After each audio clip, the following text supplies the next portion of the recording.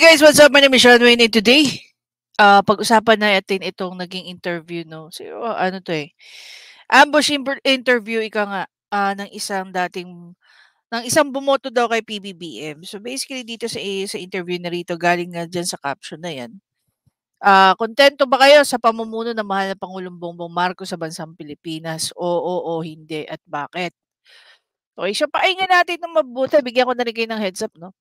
Siya siguro yung mga tipo ng tao na nagrereklamo kay Idol, Rafi patungkol dun sa PTA. And then, after this video meron tayong isang commenter na kakausapin 'no.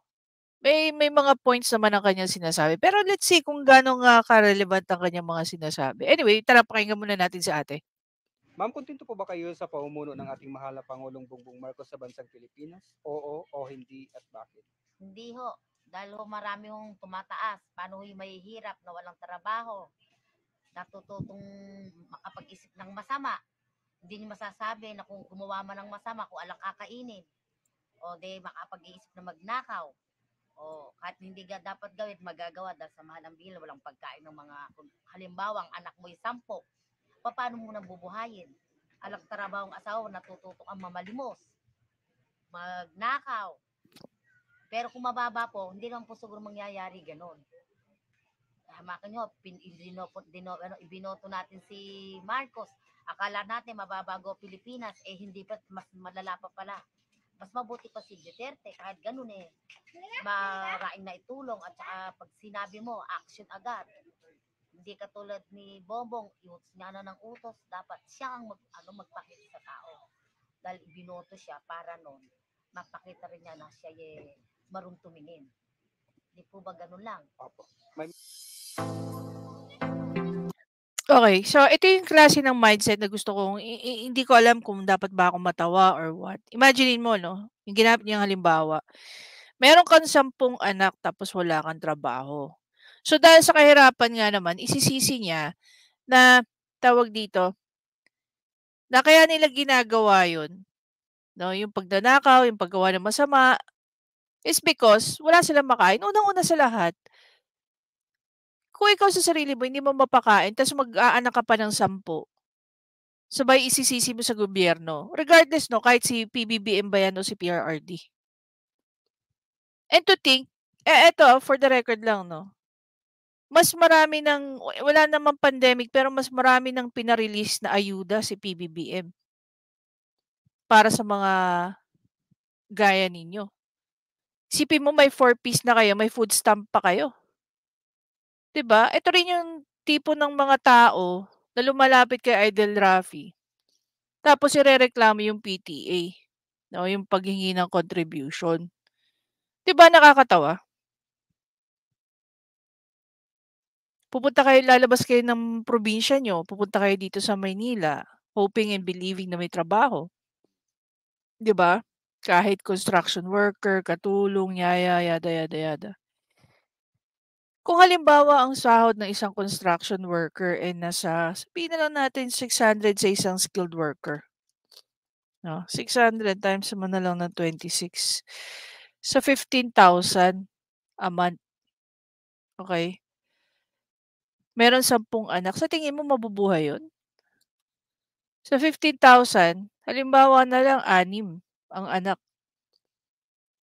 Mabubuhay yun? I remember having this discussion with another co-creator na wala daw sa lalaki ang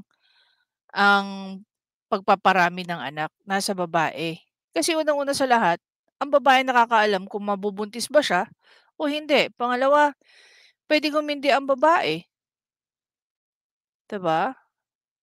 Third, dapat yung babae nag-iisip din kung yung tatay ng mga anak niya ay kaya pa silang buhayin even before sila, alam mo yun, mag-engage into baby making activities, 'di ba? So, nakakatawa how people like them isisisi sa gobyerno yung kahirapan nila. Ang daming factors kung bakit kayo mahirap, hindi dahil sa gobyerno.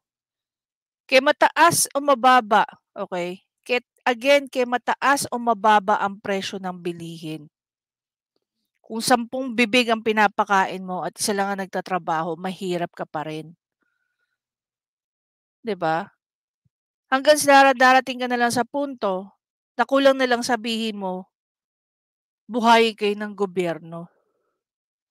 Ang taxpayer na nga ang bumubuhay sa gobyerno na ang gobyerno bumubuhay at tumutulong sa inyo. Gano'n sila ka-entitled. Akala ko ang pagiging entitled nasa mayayaman lang, hindi pala. Mas malala pala ang pagiging entitled ng mga mahihirap. 'Di ba? Bakit kami? Binoto rin naman namin si PBBM, pero hindi naman kami umaasa sa gobyerno. Hindi nga kami nakakatanggap ng food stamp na meron kayo, hindi kami tumatanggap ng 4-piece na meron kayo. Pero naglalabas kami ng pera through our taxes para mapondohan yung mga pinakikinabangan nyo sa gobyerno. And yet, at the end of the day, isisisi nyo. Pati yung mga nananahimik na PTA, pupuntahan yung isa ring pulpul na senador at kung ano-ano sinasabi nyo. 'Di ba? Bakit nyo isinisisi yung kahirapan nyo sa ibang tao when in fact kayong gumawa ng kahirapan na yan? Hindi lang din naman kayo ang bumoto kay BBM. Bumoto rin kami kay BBM pero bakit magkaibang estado ng buhay natin? Dahil iba yung ginawa namin para maging ganito yung buhay namin, iba rin ang ginawa nyo kung bakit naging ganyan din yung mga buhay ninyo. Hindi ba? Bakit yung mahihirap, ang hilig-hilig isisi sa gobyerno yung kahirapan ng buhay nila? Nanggaling din po kami sa hirap, pareho ninyo. Pero nung lumalaki kami, isa lang ang tinatak namin sa isip namin, hindi kami tatanda o mamamatay. Gaya ng kung paano namin namulatan ng mundo. Halimbawa na lang, kami magkakapatid eh. 5 po kami. Ordinaryong government employees lang po yung mga parents namin. Kailangan namin mag-aral, iba sa amin, kailangan mag-aral sa public school para lang makatapos ng elementary high school yung yung 3 mga kapatid. 'Di ba? Umabot din naman kami na halos ang baon namin pamasahe lang, makapasok lang. Pero never umasa yung mga magulang namin sa ng ayuda ng gobyerno knowing that nung lumalaki kami wala namang 4-piece, wala namang food stamp. And the way we are right now, iba. And I must say, no, iba ang naging buhay namin magkakapatid. May isa akong kapatid, halos 100,000 ang tuition fee ng isang anak. Samantalang nag-aaral kami ng mga bata kami, kailangan namin mag-aral sa isang eskwelahan para isa sa amin discounted, isa sa amin libre. 'Di ba? Sasabihin niyo may opportunity, no. Hindi kami umasa sa opportunity. We created our own opportunity. If we don't have one, we created our own opportunity.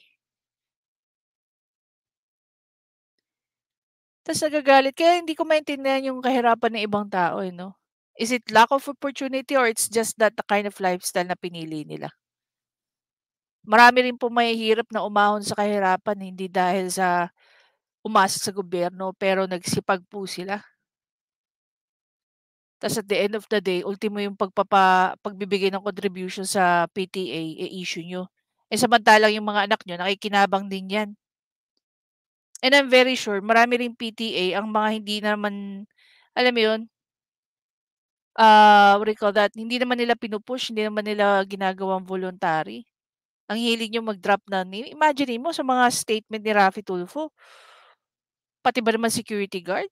Nanggagaling sa pondo ng RTI, ng PTA. That's BS as in outright. Sweldo ng security guard galing sa sabi nga ng isang netizen, nakalimutan ko lang yung pangalan eh. Sino pang tanga maniniwala yung sinasabi ni Raffy Tulfo na pati sweldo ng security guard nanggagaling sa PTA?